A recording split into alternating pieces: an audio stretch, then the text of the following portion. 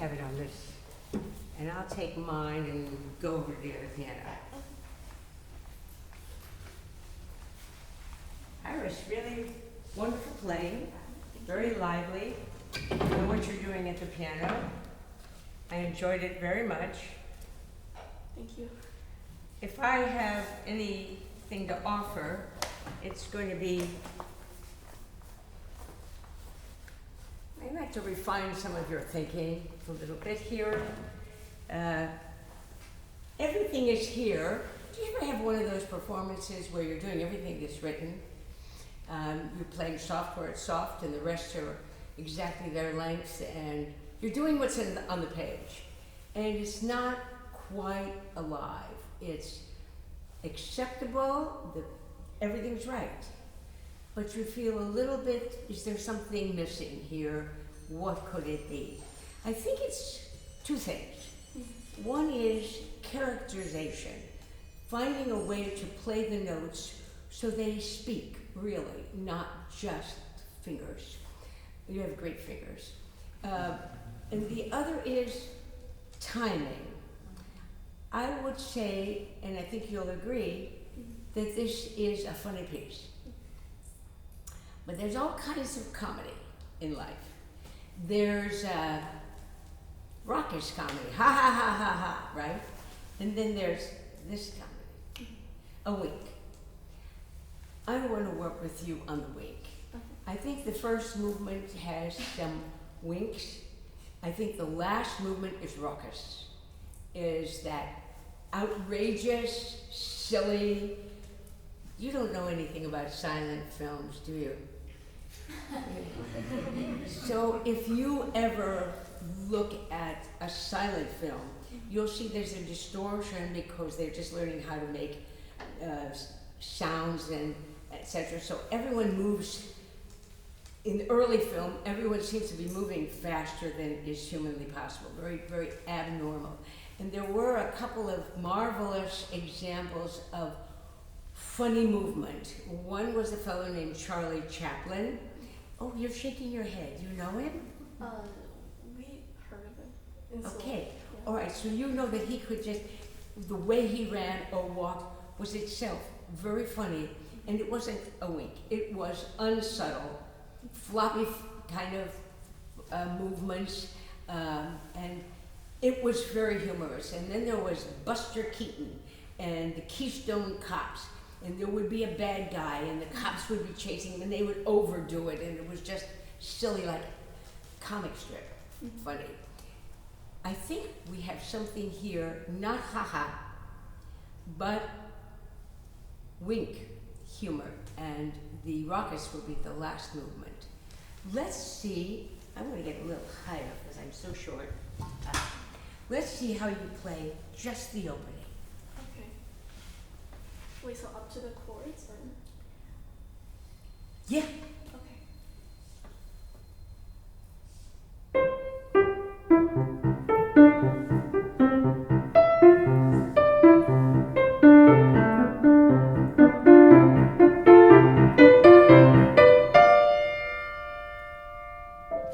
Okay.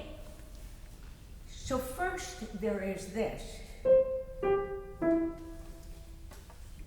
You're playing very staccato, kind of poking. What if the key pushed you up?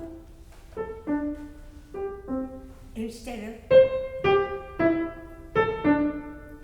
something a little more personal and a little not telling us what this is all about yet.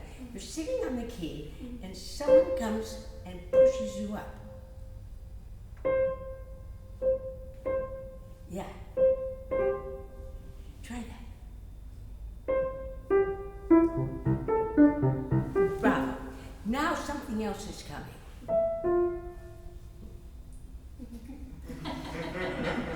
Right? It's not very easy for your fingers to do. Right? That's finger. We use these guys, but they have no brain. Okay? You're going to have to talk to them before they play. So if you're feeling this, a little bit of the wink is already there, and then you'll tell me what happens after that. Try it again.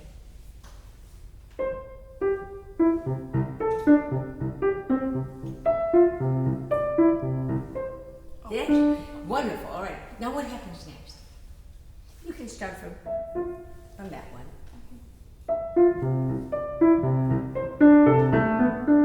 So another idea came into your mind,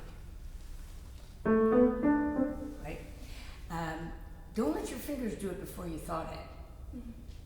Do you know what I just said? Don't let your fingers. Do you understand what I just said? Kind of. Because my fingers can go there very, very quickly.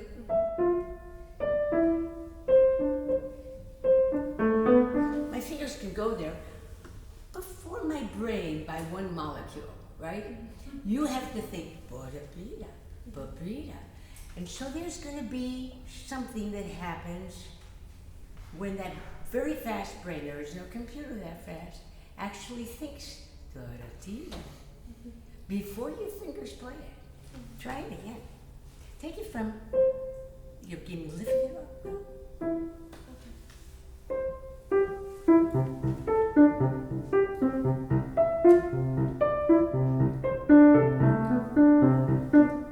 Yes. All right. So now an idea has started. I don't want to go. I won't go. I won't go. I won't go. I won't. And then wink. Okay. Don't do this. I want to wink. Should I try again?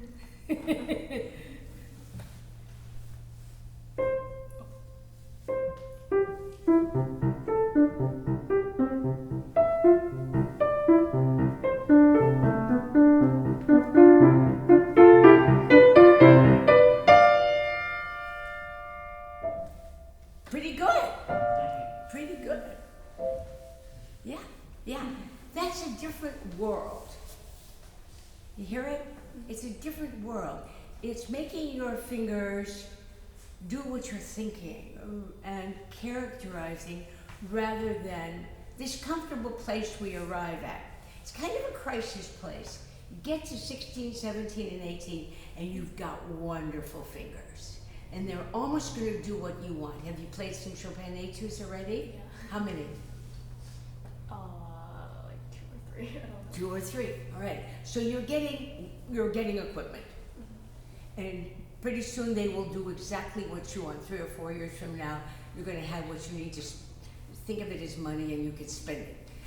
But now is a kind of important time because you are realizing I could just play notes, and I could play forte and piano and fast and slow, and it's not quite expressive.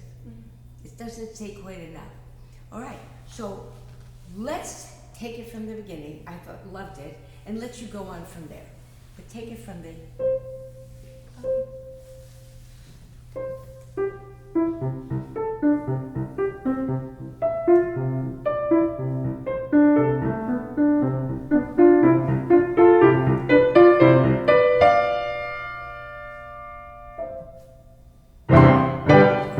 Now, there's a fermata on the rest. Yeah. It's not on the note, right? Yeah. Right? So this is the unexpected part of humor. Something is not planned here. You've got a big rest, a big space, and we don't know what you're going to do next. If you just in time come in, that's not a surprise, is it? No. So now let's play. And wait, live in that silence a little bit because you're probably feeling that's a very funny silence. Then I think you're going to play that differently than you'll find there's more wink, even in the chords. So let's see from there. Now I want you to talk to me about appoggiatures. A lot of music has the minor second, the major second, the descending second, right? It's very important. Do you know how to do that? What do you do when you're doing a descending second? What is your hand doing? Are you just playing? Or what? Yes, so I like to think of a puppet. On a string. And I'm the puppeteer. And when I am down here, I pick up the string and the little puppet comes, but the wrist goes up first. Otherwise, look at this sound. If my fingers go up, I get something quite different. If you let the string pick up your wrist first, you will find that it is a softer ending. All right, so let's take it, but of course we're doing a wink. But my wrist went up.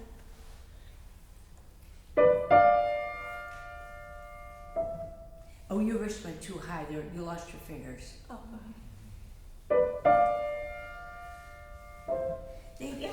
That's right.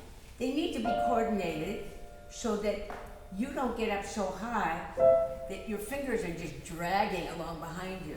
They need to come up just with the string, exactly with the string, with it.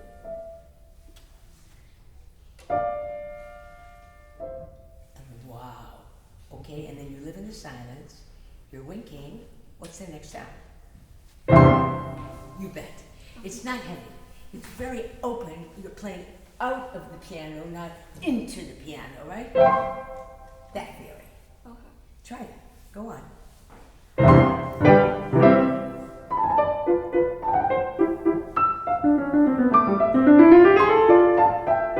All right. So there are a lot of little things in sentences in early music. So it's true that you say, then there's this, then there's this. And they are thoughts, baby thoughts.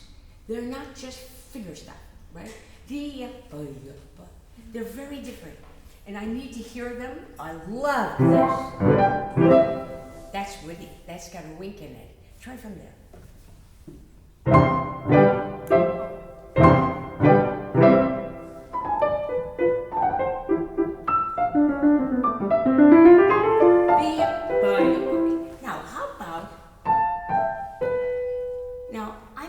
If you've noticed, but something's about to change very dramatically.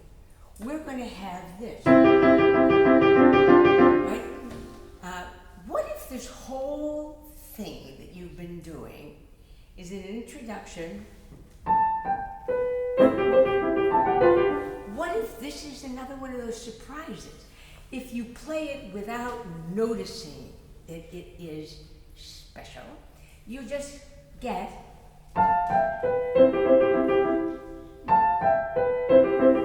no event, right? No event. So all these little things are conspiring to get your attention, Iris. And then your fingers, they just want to do it. Right? But your brain goes, dee-da-da, surprise. Yeah? So let's see. I love this. It's very nice. I don't want to hear your fingers. I don't want to hear your fingers. I think it's a gesture. Just roll your hand over. Ah! Ah! Okay. You're fun to work with.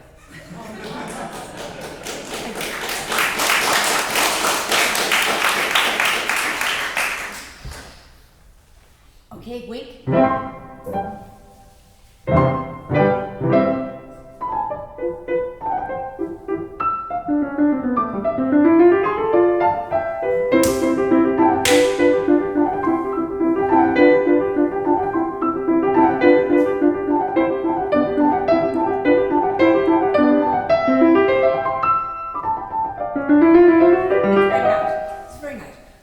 Conversation. Personalize it. You know, let's go out for ice cream. I don't want to. Let's see if it's. Did you notice that it was a touch slower when I said I don't want to?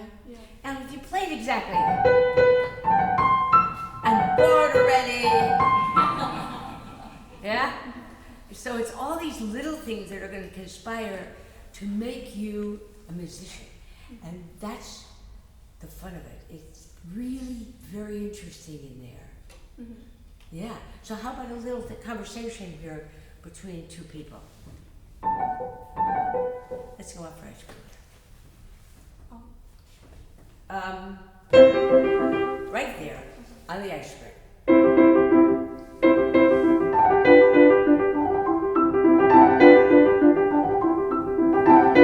Okay, great. And they do this back and forth, right? And then something happens. Then there's this chain of events, right? You have a crescendo.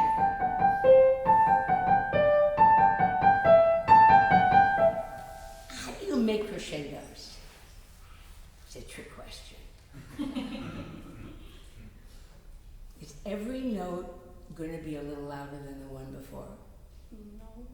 No. Of course, you don't get this.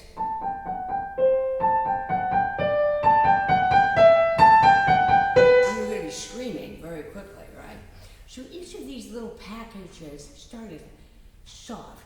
The soft that goes to something a little louder is a little louder than it was before, but it's still the soft. So it's a chain. But it's not, right? And that'll keep you beautiful rather than kind of figurative, right? Could we go back to ice cream? And by the way, there's only one beat. The other one's a reverb. Do you ever go to the doctor and he hits you and your knee keeps going? It's a reverb. Yeah? Okay, how did you do that? Oh, should I switch fingers? How did you do the two C's? You know, the reverbs. Your body doesn't know what it's doing. I want you to go down and then up. Yeah. If you, or you think, oh, I'll just play loud and then I'll play soft. There's a body movement. There's a hand movement. There's the puppeteering.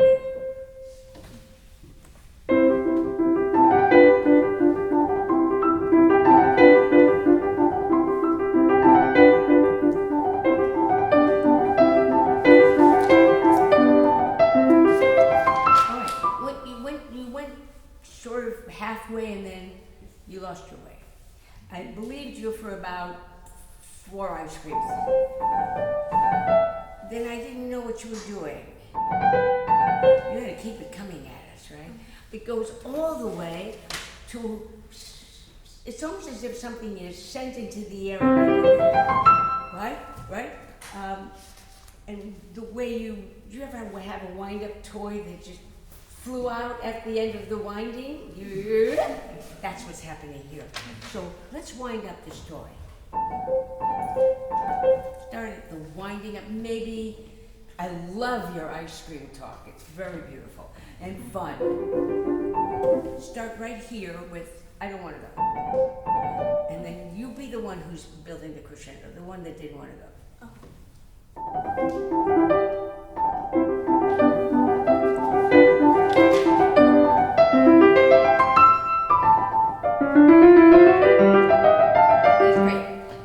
So what about this return? You got there beautifully, but the way you come down is not very good. I don't know what was that? I think you should bounce your way down. Ha ha ha ha ha ha. That would be fun.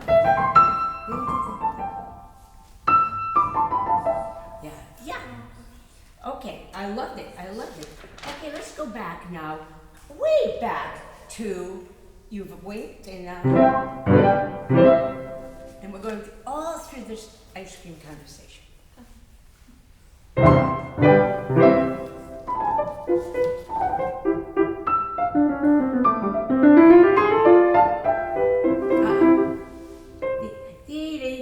Surprise.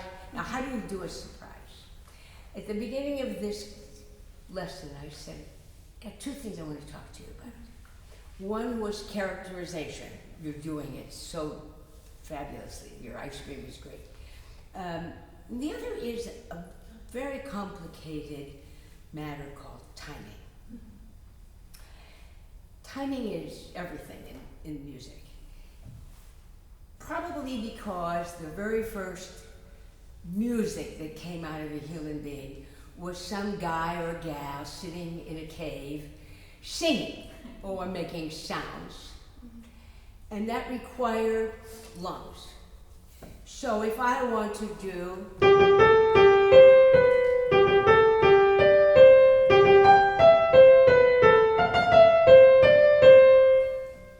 without lungs, my fingers can do that very well, just by dropping off their little hinges here. But if I were the equivalent of a caveman singing, I'd have to take a breath between my ideas. I'm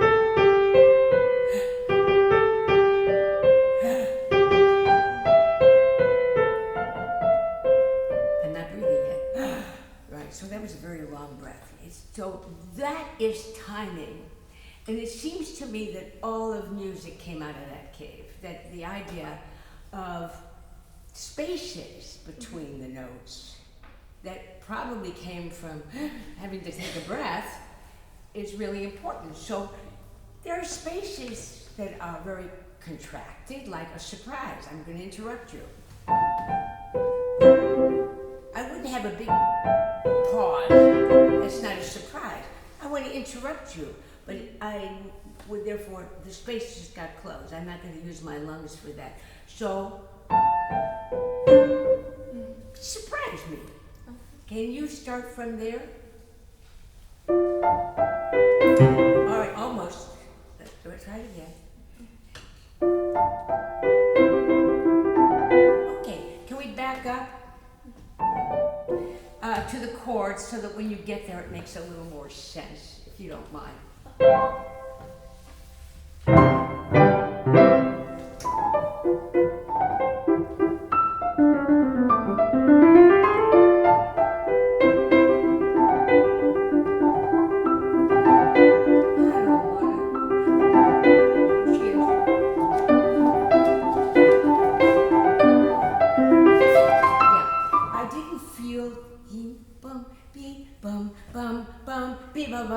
I didn't feel you winding up your toy. Can you wind up your toy a little better than that? Right there.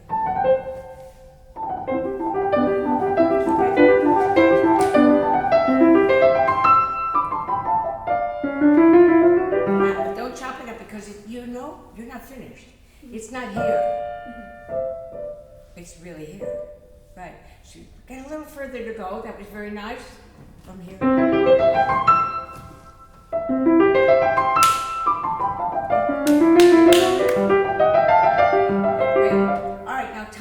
Where did it end? So you need a lung now, don't you? So therefore, your fingers don't. They can just go on. But there's no breathing there, right? So it finished. You hear it? That's timing. And that's really the major difference between great with a little g and great with a big G. If you will think about timing now for the rest of your life.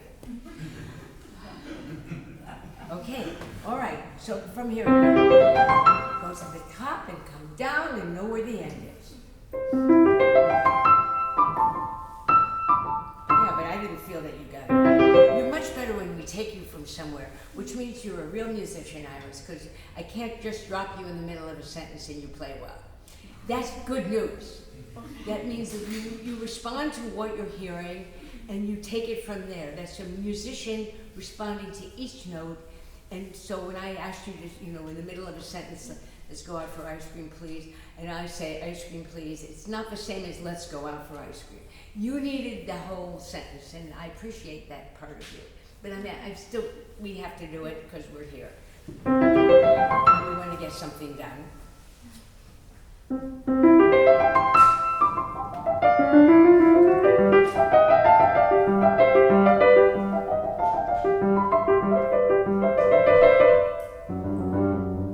So where was the end? What is the last end, the last note of this sentence? Yeah. Oh, did I pause too much?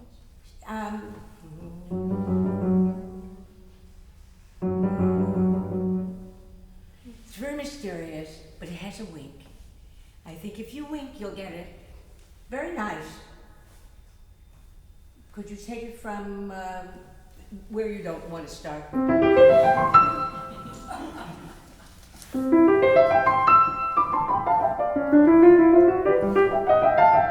Your hands beat your head. Yeah. I now know how your brain works. Boy, we're getting to know each other. So your fingers just went before you thought about it. Try it again. Let's take it. I think it's more fun.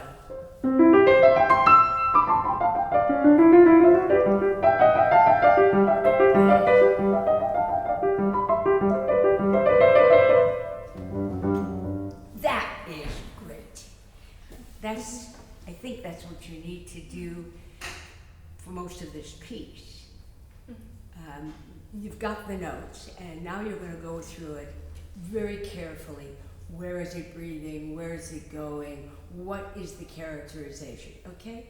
I want to get to the other movements, so we're going to move on. But I would call this kind of humor the wink, rather than raucous, etc. You know the story behind this? It's a little story. Oh, actually, I don't. Well, it's written in 1795. So is the first sonata of Beethoven. I mean, think about that. There's some 18-year-old kid writing a sonata in Vienna, and there's this man who is 60-something, and he's sort of the head of Northern European music, and he goes to London. You know what's going on is the piano is being developed very well, and by that time we have some strongly identified different pianos. We have the Viennese piano, and then we have the English piano. And the English piano interested him. It was heavier, which means Iris can kind of relate to it because we're heavier. The early forte pianos were really just grandma's harpsichord. They sort of took out the insides and put in pianos. Actually, they were so light that Iris can't relate to it. She's got fingers that are used to going down very slowly to it, instead of something that's plucking. So the English piano was very, very heavy. It's called a Broadwood mostly. That was the big company. And he wanted to know what it was like. He met a very beautiful young pianist who was very strong, and he wrote a sonata for her. It's this one. And it's the first of his London sonatas. And I think he's writing for a heftier instrument than grandma's harpsichord, basic forte piano.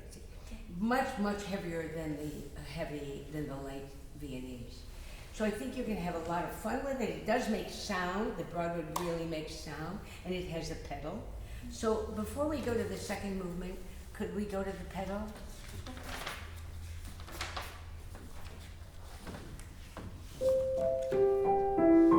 Either the first one or the second one? Let me hear that.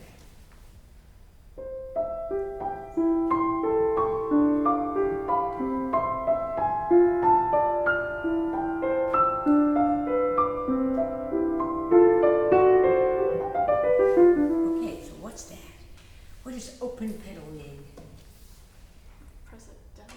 Put it down and don't pick it up, because it means that the dampers are up. You remember?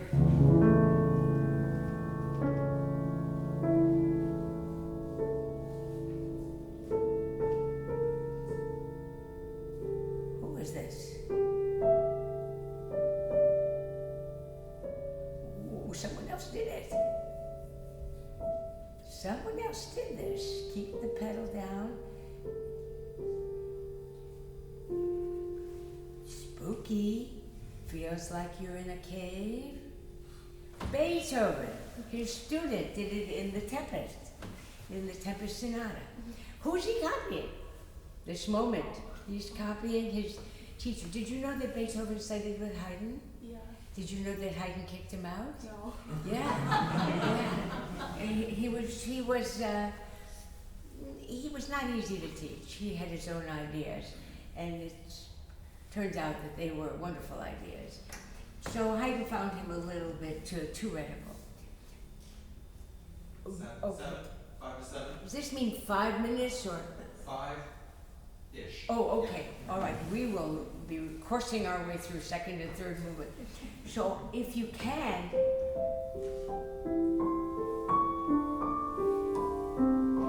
don't pick up the pedal. Just let us be in this cave and live with this weird and fabulous sound. Not many people did it. Haydn did it in this sonata, and Beethoven, his student, did it in Opus 31. So, great. Would you play the opening? Unfortunately, we haven't got a whole day to spend together. Play the opening of the second movement and tell me what you think.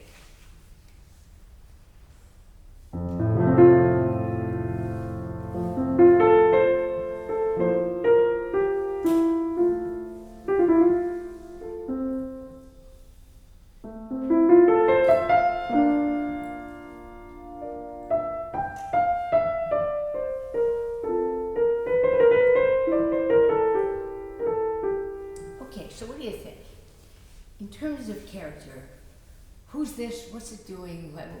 What? It's more calm and like deep and Calm. Something calm. yeah, and more lyrical. A lot of notes for calm. How are you going to move? Are you going to get so calm? No. So how do you explain all these notes? Should I play faster? Huh? Should I play faster? Calm but faster. You're saying these are fast, calm notes. I'm not disagreeing with you. I want to play with your brain a little bit. Okay. More improvisatory. Okay, improvisatory. How about you and I were just having an easygoing conversation one afternoon? There's no stress, it's just a talk, right? I like the word calm. I think you're onto it. You want to tweak it a little bit so that you have more of a mental map of where you're going.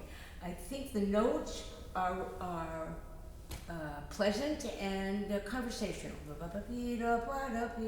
You might be a little on the slow side for calm. I think this is going to be, there's relaxed, and then there's relaxed. And I think you're sagging. And so when I have a conversation, you don't sag. Let's just talk. So let me hear you talk to me about it. Tell me something. Oh wait. Yeah. Okay, yeah.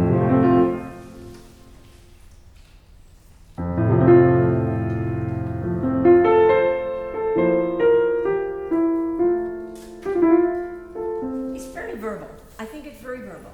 And I really do like it. There is something called a tie. And I wonder if you've noticed this F and then this chord going under it. Right. I have to talk to you about ties because I'm a maniac about ties. When you play a note on the piano, it begins to die. Very often at the end of a tie, some voice is playing a chord. It is not playing the chord to match the first sound. It is playing the chord. Listen to it, Wayne. It's playing the chord for the ghost that we're now hearing when it arrived. Brahms used to say that this moment, right here, is the most beautiful moment for the F. Not when you strike it, but here it is dying, and I'm going to play with that.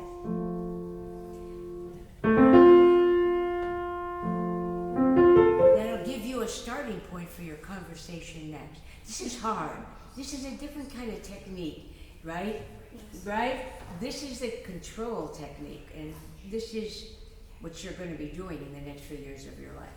Try this. Maybe you pick up your foot, so I hear the hole, I hear the F dying, and I place that little chord under the dying F. Okay. I dare you.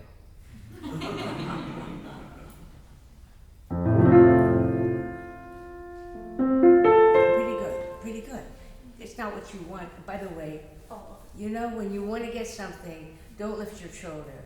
Keep all of this very quiet.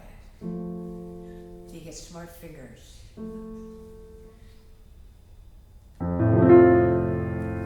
Go all the way up the ladder.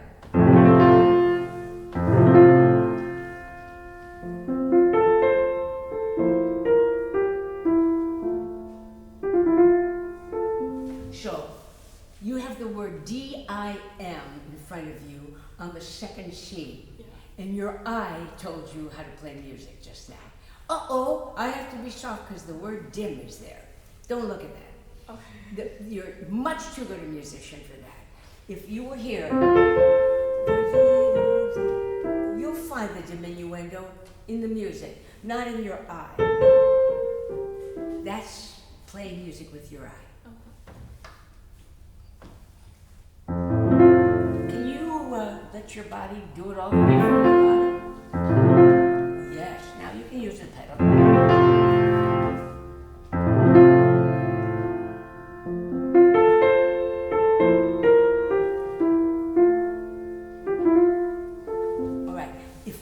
Piano lesson instead of a master class, I would probably spend an hour with you on this. All this movement is changing your fingers' shape, putting it on an angle, blah, blah, blah, blah. You don't need anything. And your fingers aren't going to be smart enough if you're just doing this thing to relax all the time. So try it. We don't have that 2 hours we're going to spend on that. But I'd like you to try, in front of all those people, not to move. Okay.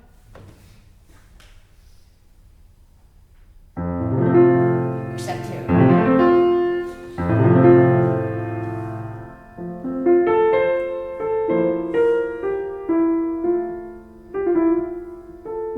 Oh.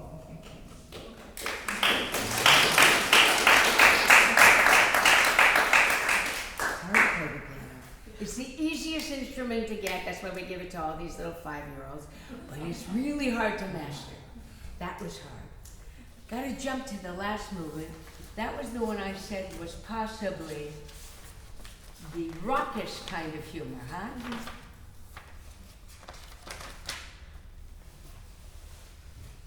Buster Keaton.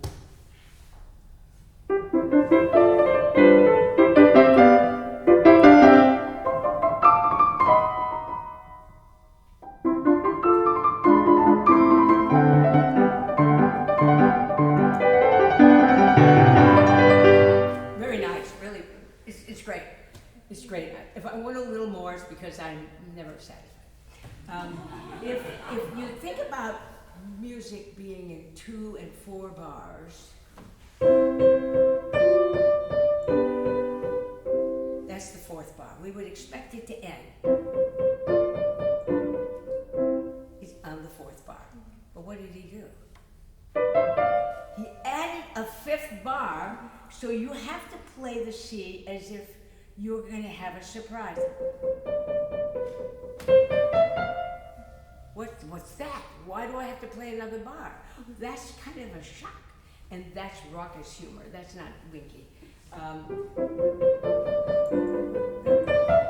Be a little bit obvious.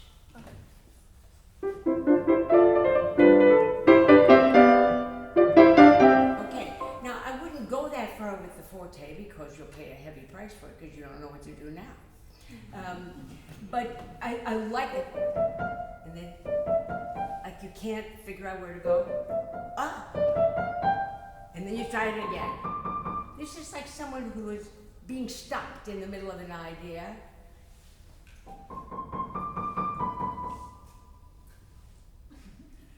Full of fun, and very lopsided. 5 bars is lopsided. Okay, let's try it again.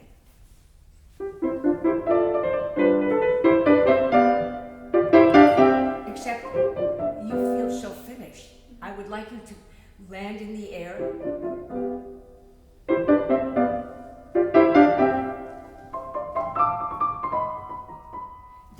Don't warn me like that. Okay. Just fall off the cliff.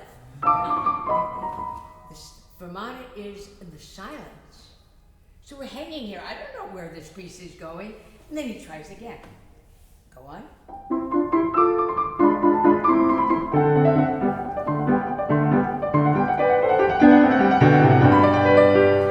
As opposed to how it began, which was little snippets of musical material. Now he's so long-winded, he's 12 bars long and he can't stop. It's hysterical. It's hysterical. So I want you to start that. That was great. And start and get all the way to the end. Don't get comfortable. Okay. You know what a syringe is, right? Yeah. So let's do a syringe on 12 bars. Okay. Okay, so start that right after the fermata.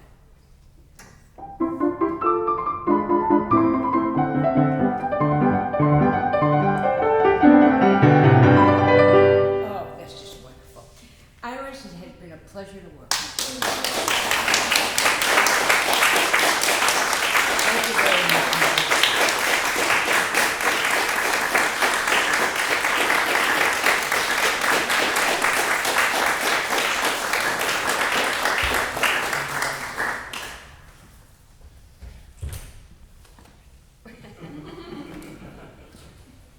We have another victim.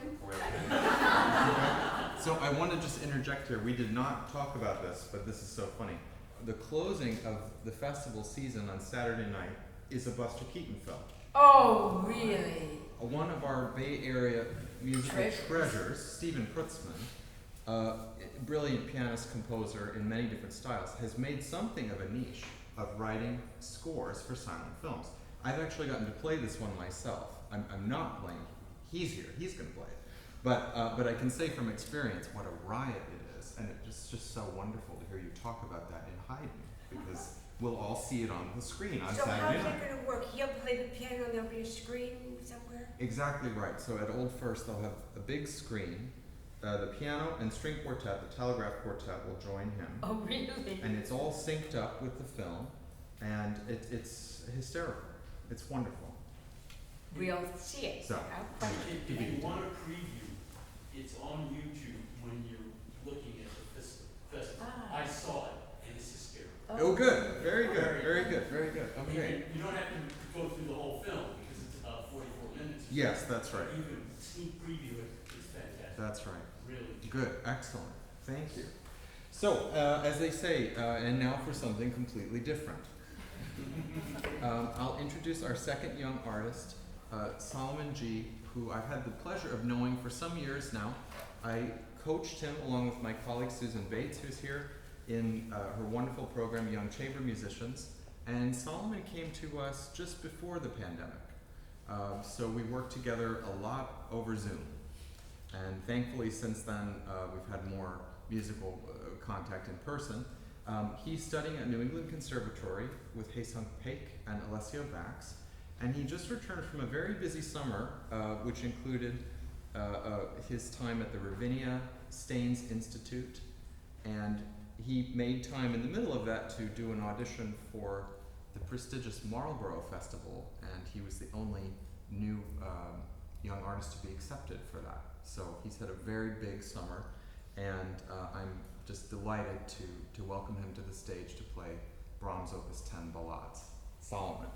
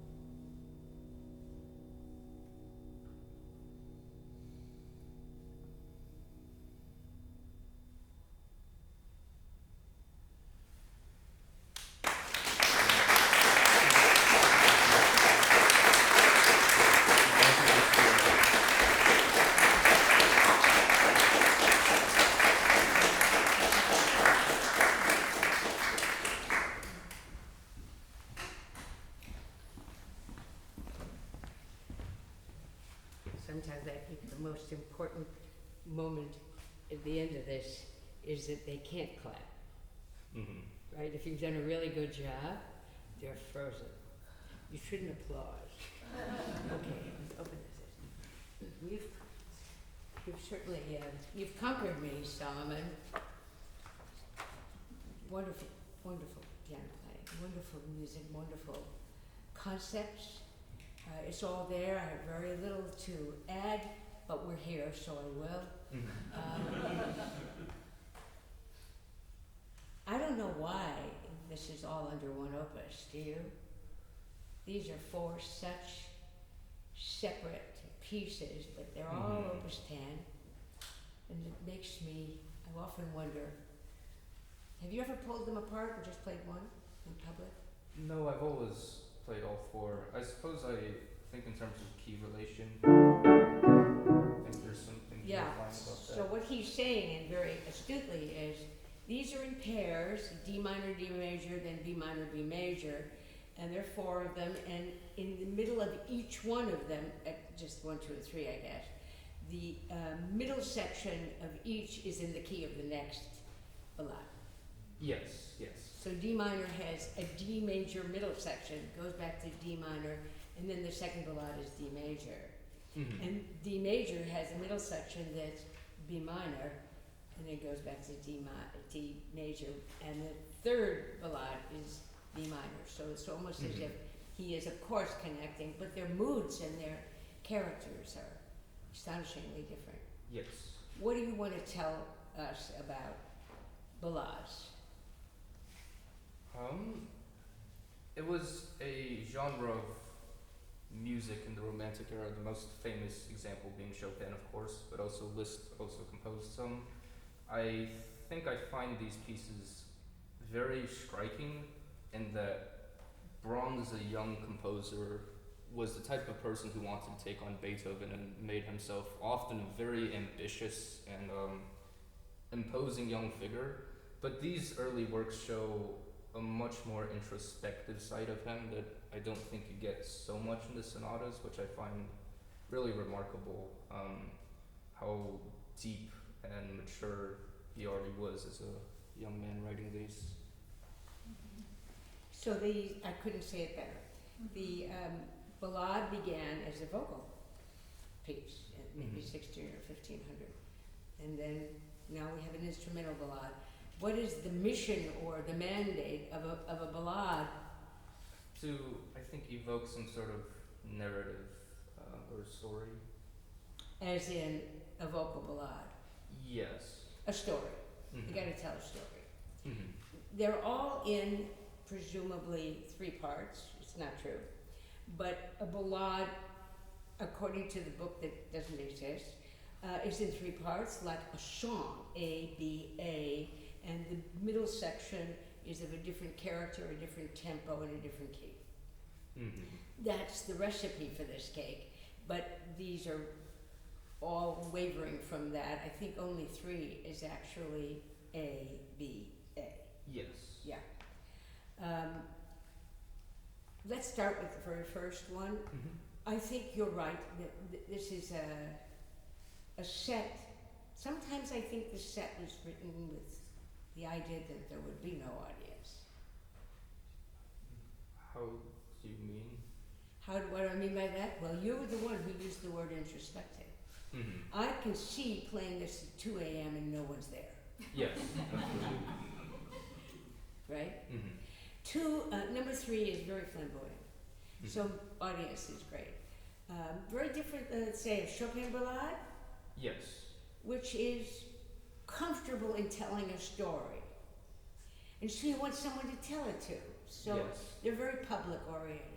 They're attractive and accessible, etc. These have a feeling of a lot of rumination, a lot of, I'm thinking, I'm not telling. I'm thinking about something. I don't want to share it with you. I'm just thinking about something. Or I'm remembering something. Or I'm nostalgic about something. It's not a hard sell to an audience, right? It's private stuff. Yes. Private stuff. And I think that, and this is before we begin because I've given you the bottom line before the first line. Mm-hmm. I think that kind of music calls for some of the subtler shades on the color spectrum. Mm-hmm. Quiet shades like gray as opposed to red. Mm-hmm. Quiet shade. You have so much in you. You can do it. You're choosing not to. So if I have anything to add to this superb performance, it would be that I hope to convince you to be more introspective in some places where you're pulling off a very good out there sound, a rich Emile Gilel sound, and I'm going to see if I can I even brought a prop in my purse. I'll show you what the prop is. Mm-hmm.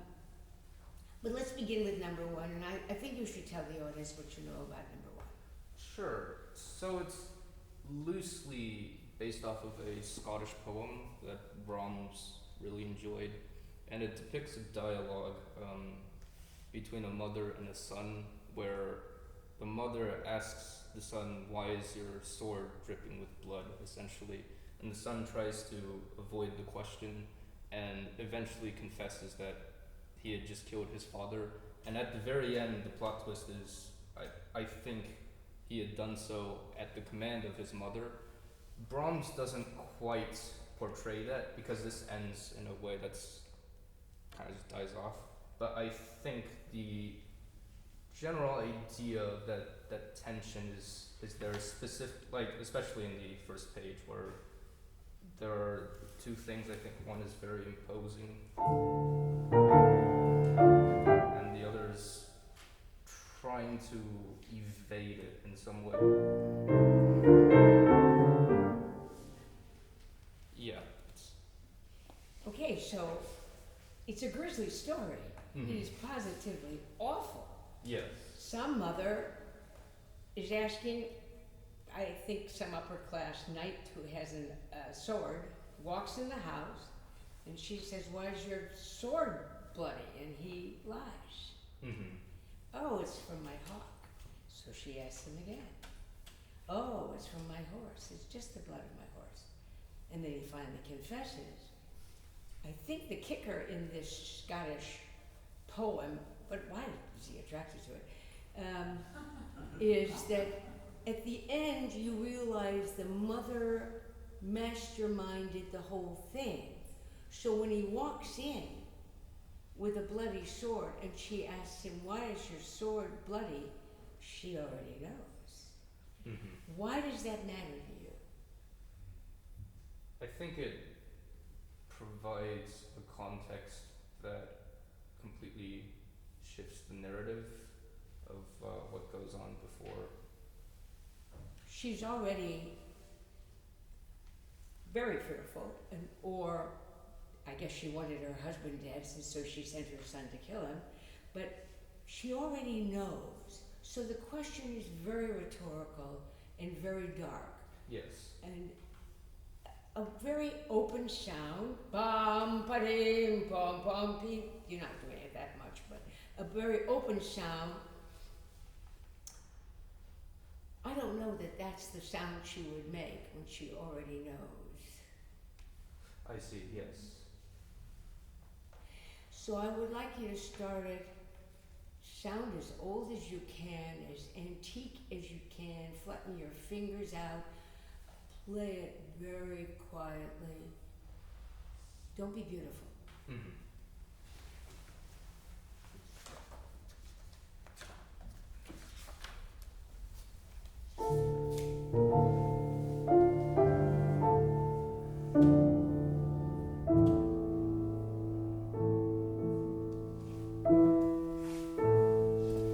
It's great. I loved you until you got to. Sounds like you're doing some kind of charity exercise there. You ended on this beautiful. Why change your pedal? Why not just live in there? Wonderful sound, very evocative, quite a personal atmosphere you just created, and open fifths. Feel like I'm in the Renaissance. Yes. Yeah, I mean, it's very old sounding, these chords. Yes. And I like it when you're not really healthy, but you're very laid back and very restrained. I loved your flat fingers. Try it again and just keep.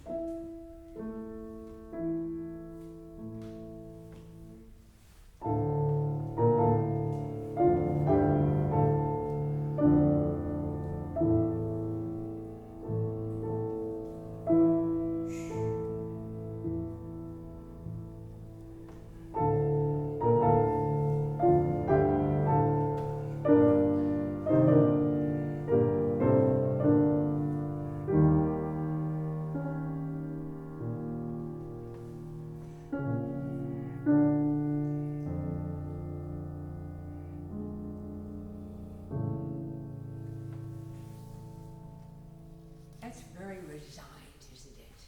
Mm-hmm. Yeah. Now, can you arrange for him to lie? I think he's going to answer here in the poco fumoto. Yes. Yeah. Don't have it relate in any way to her. I do believe that we're looking at one of the very few programmatic pieces Brahms ever wrote. Yes. It is clear that he's got this poem in mind when he creates these sounds. I don't usually get that with Brahms. I get much more abstract situations, but this feels programmatic. Now, could you lie for us? Please be the sun.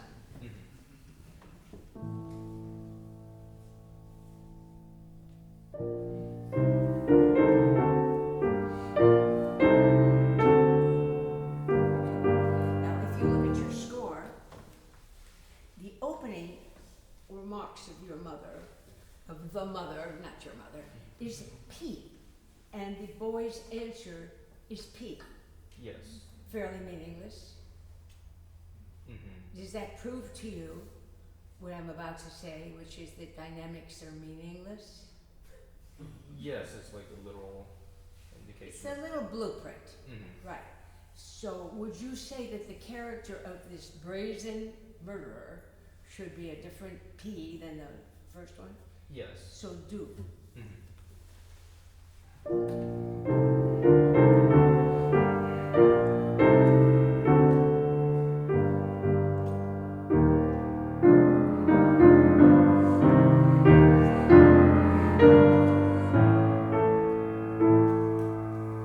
Now the mother flat.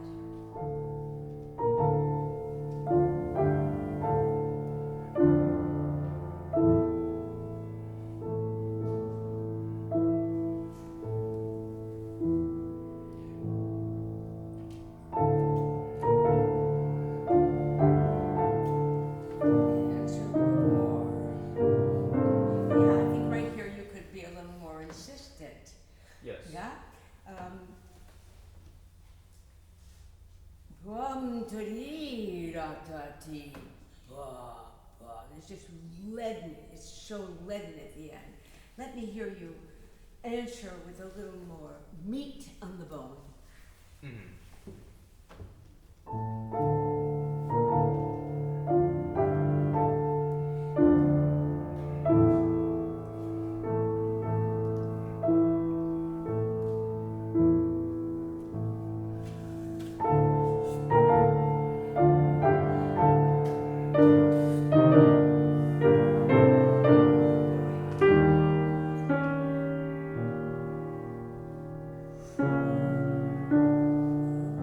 Stop.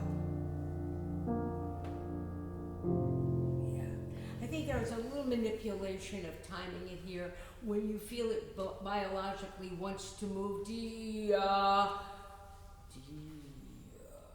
Don't play exactly according to the metronome here. Mm-hmm. I think that was well done. Now, what about this next section, the fumoto? Is he still lying? Is it the man or the mother? I suppose I don't see this part as explicitly programmatic, but I think it's a lead up to a very tragic and. Well, there is something. Oh, I see.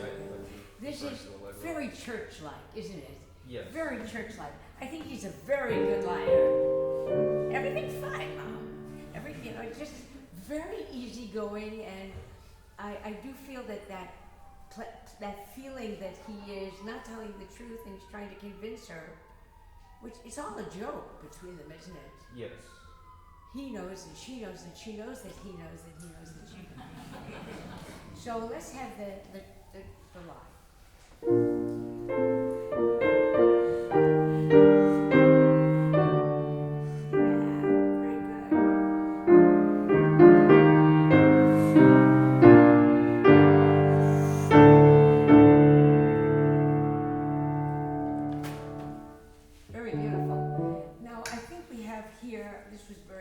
Very well done.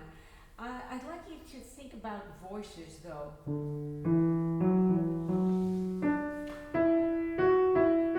And not be quite so homogeneous between the two voices. Let's try that. You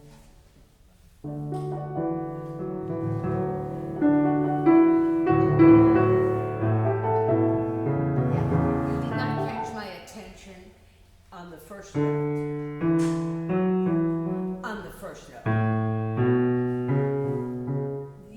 You're very polite. If there are two different voices, make it happen on the first sound. Yes.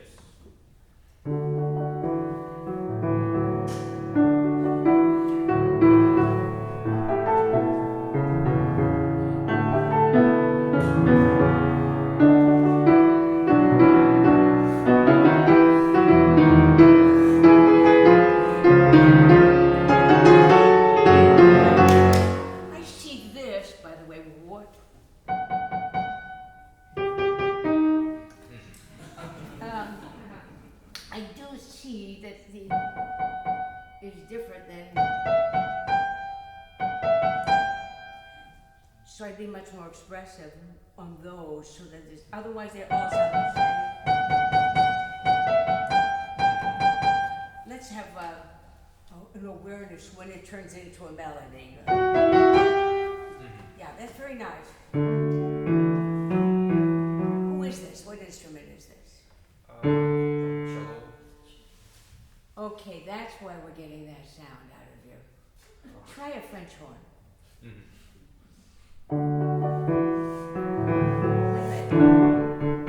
That's a French horn. See that corner over there at the top of the room? Could you send that D over there? Yes. Yes.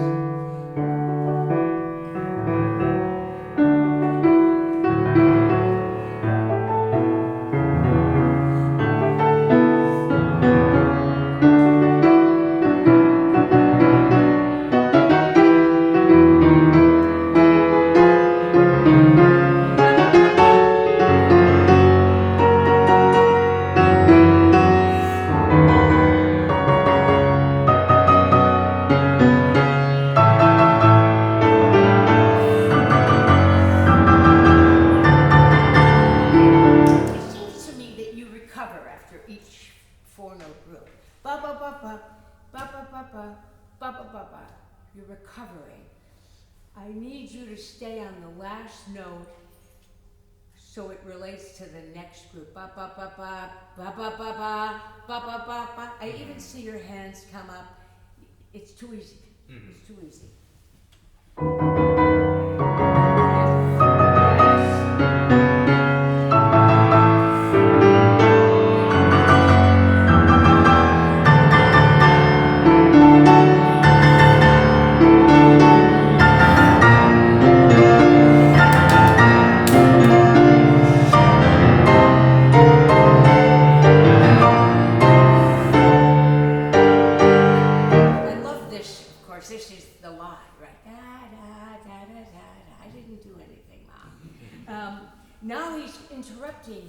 This orchestral section, and when you come in with a big breath, you don't sound like you're interrupting. So keep up this wonderful thing. Don't let go. It was great. Don't recover after each group, and get big. It's 9 feet. You can do it. This piano will explode for you. But when this comes in a little soon, ba da da da da, and then you realize he's having a temper tantrum, and he's finally admitting, "You're right. I killed Dad." Okay, wonderful. Can we start at the beginning and get your D? Yes.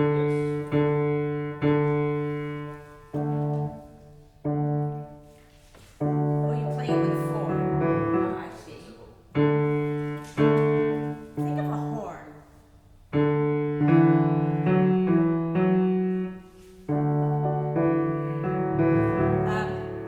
There's a whale and you're underwater. And I want you to push it out of the way with your finger.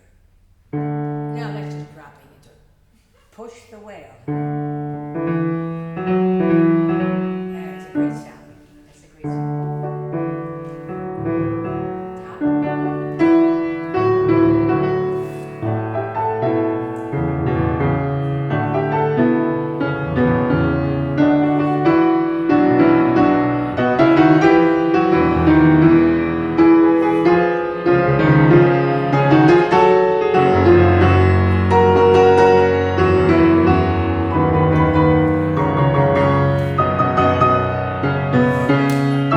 So you just played with your eye. You played that diminuendo. You played that hairpin. You dropped down. I guess I want to try to pace myself. I think you went to piano and it was strategic and it doesn't sound genuine. If you're in the middle of a battle here, you say, "Give me a moment. I'm going to get behind a bush now, and then I'll come out and do it again." There's just something too controlled. Too controlled. John Perry had a great remark about crescendo, which I just adored. He said most crescendos people play like this. They open very quickly. And he suggested that a crescendo should be right at the end. And that when you see a hairpin that looks like an open jaw, ignore it. But treat it very much like it's later. And then you won't get stuck and have to do this thing behind the bush that you did. I want this to be, you know Saint-Malo? I don't You think know so. about this church in France No, I don't. that is every 24 hours underwater a little bit and rises when the tide goes out? It's an actual building stuck in water. It's 4th century, so, you know, the tide changed. I want to see something this way, you know, pouring water on a sponge. I want to see you expand so that little hairpin is very much a finger gesture rather than how your mind is really going to work. So let's try it. Keep everything a little quieter in the right hand. Yeah!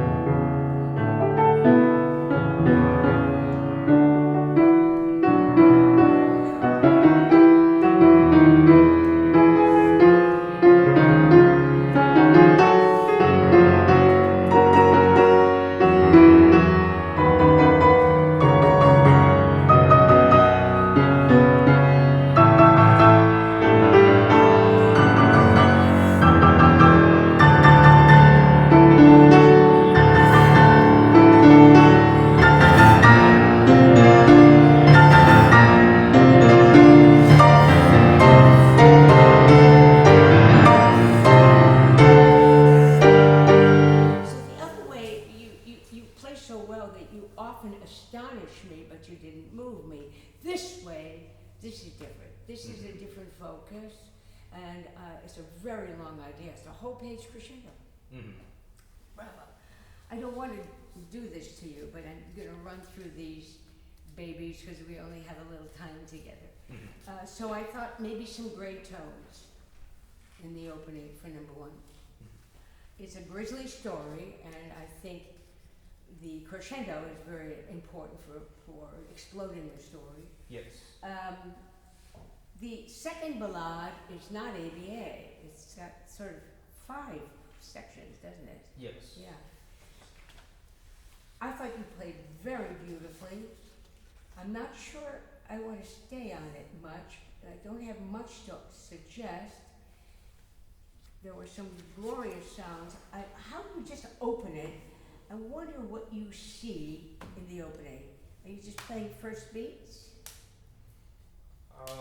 The whole opening or the first two Just bars? the 2 bars. I suppose I see one united gesture that it's kind of like a curtain opening up of sorts. It's And very then tapers beautiful. off. It's very beautiful. I hear if you were on a hammock and one side of the hammock was just a little bit heavier, you might experience the beat. I see. Yeah, it wouldn't be da da dee da dee da dee. You feel that first beat too much? Dee da dee da da dee. Mm-hmm. It's rounder.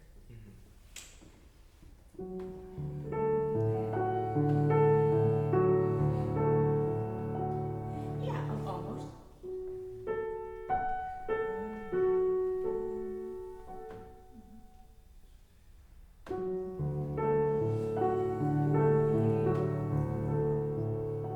That's really beautiful.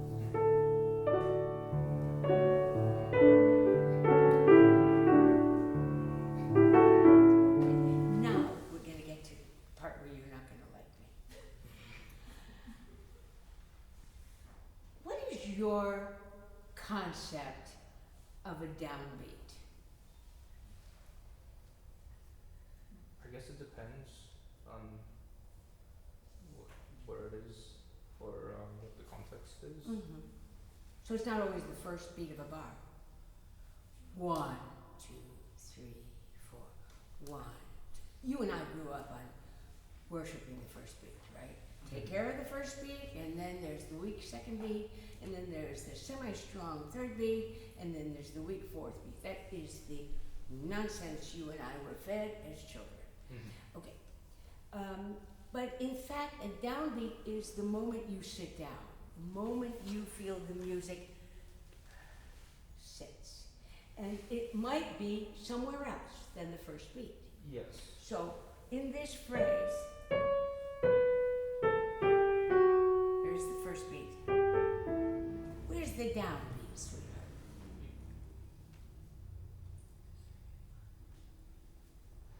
I'm inclined to say it goes here.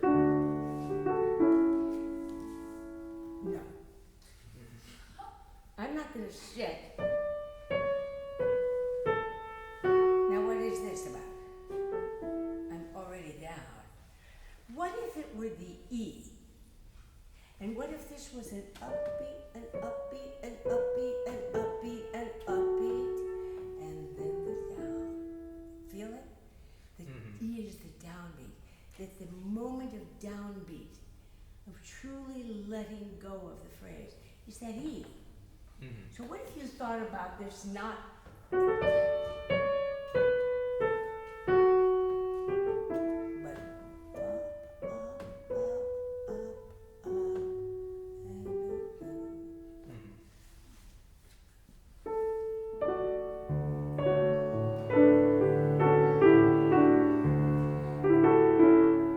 right. The F sharp was just a little bit too loud for the upbeat, but it was very close. Try it again.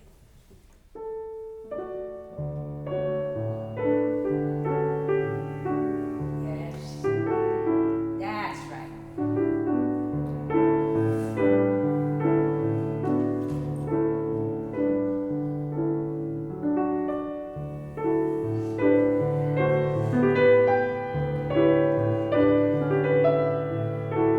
Now, I'd like to suggest to you that this is the first time in 8 bars that the downbeat was on the first beat. Amazing. And you've had all these first beats staring you in the face like me, me, me. But if you look at it,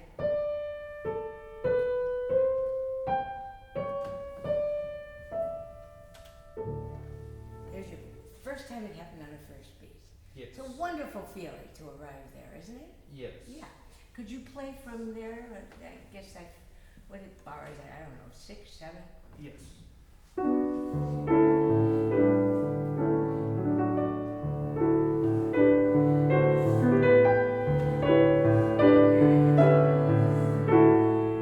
Now that doesn't mean loud. I don't always sit down that way. Sometimes I just sink into sitting down, right?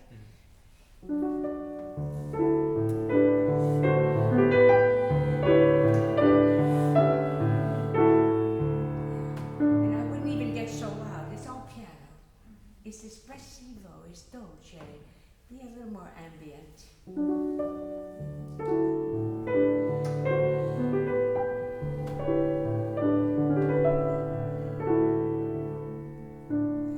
So there's probably a tiny space so that I can sit down. It's a tiny space. It takes a subtle pianist like you. It won't be, but it'll probably be a little. Might take a little longer, but it's not enough to call a retard or anything that overt. Is there a way I can still keep an amount of tension going into that? Because I want to create enough for that. Sure. It's before the note, not afterwards, of course. I see. agree with you that you really want the E to go to the D. Yes, I think the true moment of relaxation. Sure. I'm talking molecules here. Mhm. So, just as long as you feel that you are an upbeat, I see.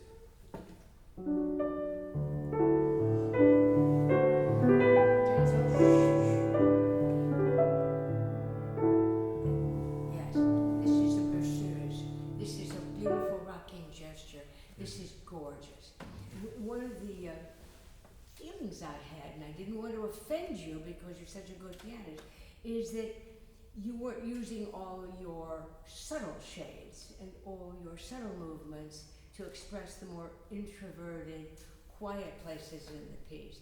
You're rich and handsome and strong and noble, and all of those things are needed at least once in every ballad, but not always all through.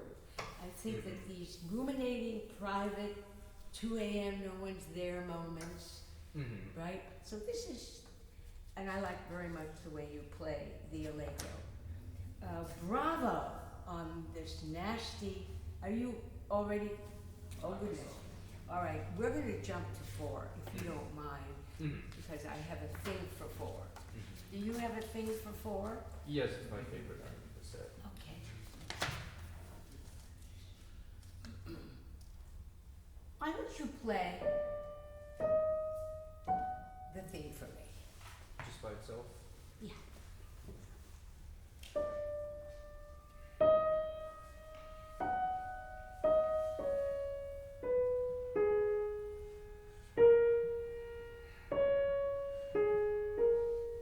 Okay, where was the downbeat? That was 8 bars just now. Amazing, 8 bars. I'm asking you to, I'm probably going to ask you to hold your breath until the downbeat. Could you tell me where it is?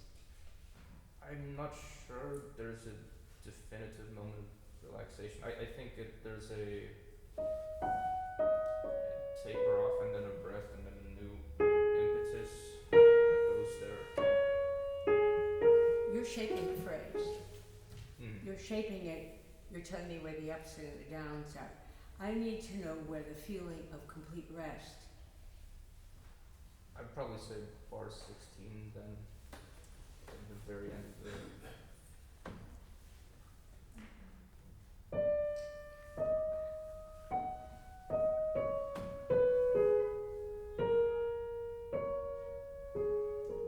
Don't you feel rested right now? And then another phrase. We'll begin there. I have a feeling if you look at his slurs, he's kind of telling you everything. There are 4 bars and 4 bars. Do you have a slur in your edition? Yes. And if you shape it, I hope you're not going to shape it the way we learned also when we were kids. You know, you go to the high note and then you fall down after the high note. there's something very simplistic about Mhm. always reaching for the high note and then falling off of it. I actually think it goes to the fourth bar a little bit. Right? If you think Mhm. about going 8 bars for me, I think you're going to land on the last bar. Could you try it just once to see if you buy my upbeat, downbeat thing? Just the melody.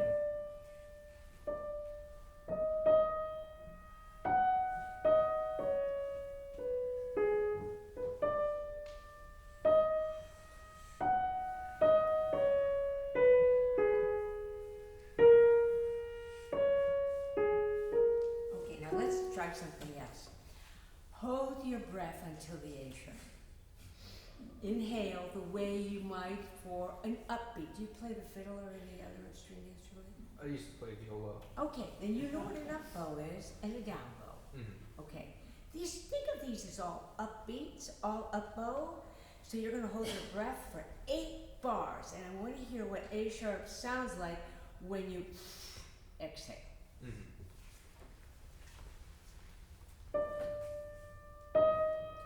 Hold your breath.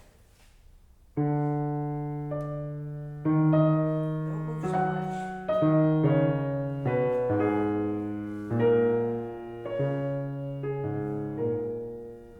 Yeah, that's what you were supposed to exhale on A sharp. You can breathe now, son. Mhm. Try it one more time.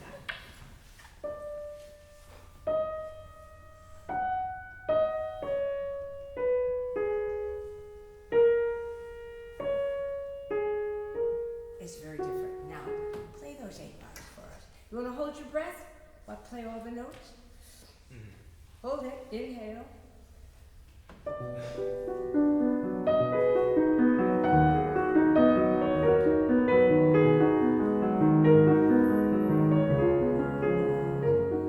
Yeah.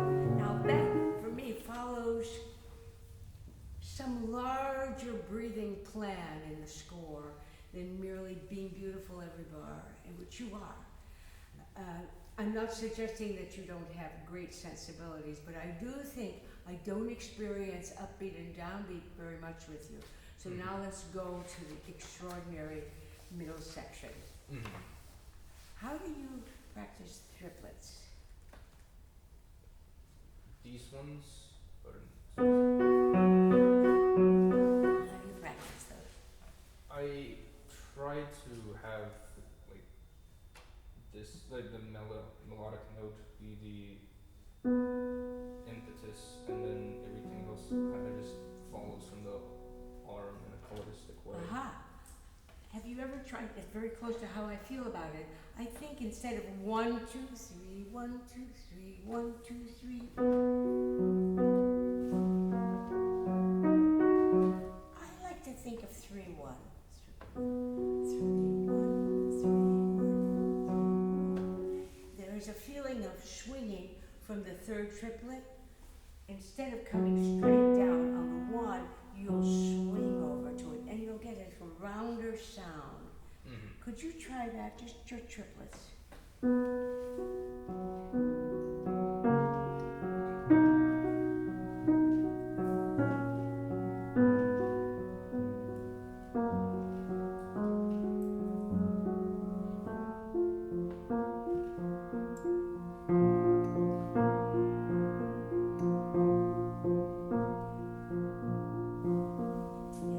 So there is if you were a snake and you were crawling on the floor, you would never rise above the floor. Muscles inside you move you just horizontally, right? Yes. There is no up and down in your life. It's just crawling. You're very close to what I'm aiming at because you don't move much. You are a very sophisticated pianist. You're very calm in the chassis and you have smart fingers. I think they could get even smarter if you thought of yourself moving like a snake so that there is no landing, no up and down, but swing. Mhm. You get what I mean? Yeah. Yes. Yeah. But stay on the floor. Don't get off the floor.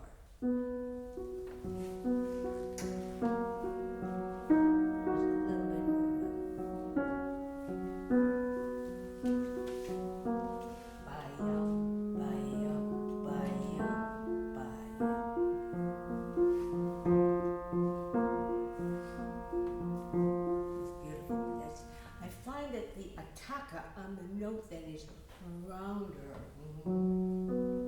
as opposed to, yeah, and it makes for an incredible ambiance. This is holy territory, these 2 pages, aren't they? Could you tell me, since I seem to be stuck on this, where are we going? Play the first maybe few bars and tell me where the downbeat is? I think bar 4 relaxes, so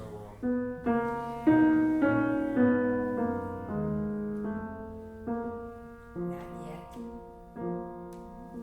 So how are you going to distinguish that for us? Because this is such a quiet moving water. How will I know when that downbeat happens? Why don't you just play for us all the notes up to and including the 4th bar?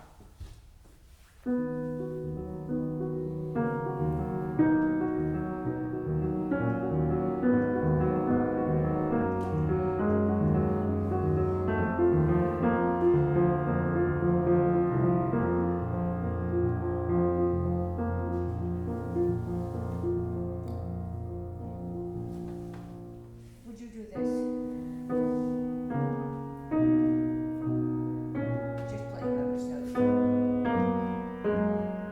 It's not here.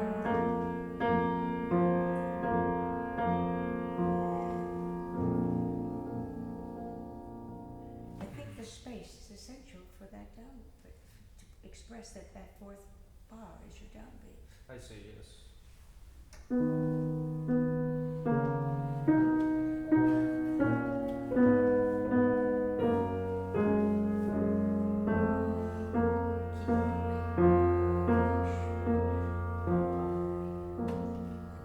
It's like water going down the drain here.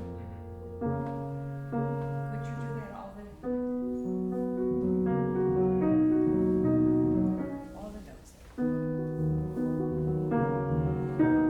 Ah, that D sharp is in my face. This is so subtle. If the snake moved from F sharp to D sharp, it wouldn't sound like that. If it's a finger, it's going to sound like that. I'm being mean, but you can do this. You are so good. Sweet. Yes, sweet.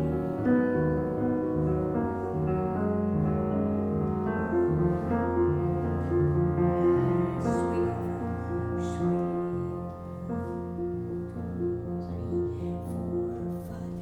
Sweet.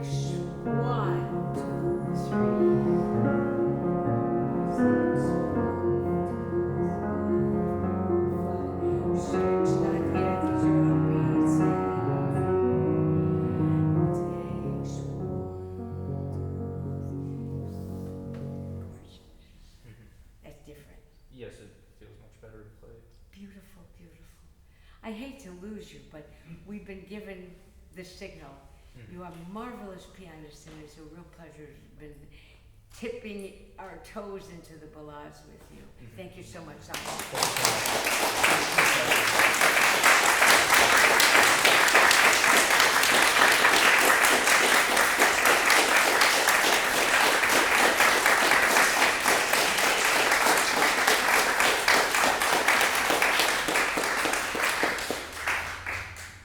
Thank you, Sharon. So,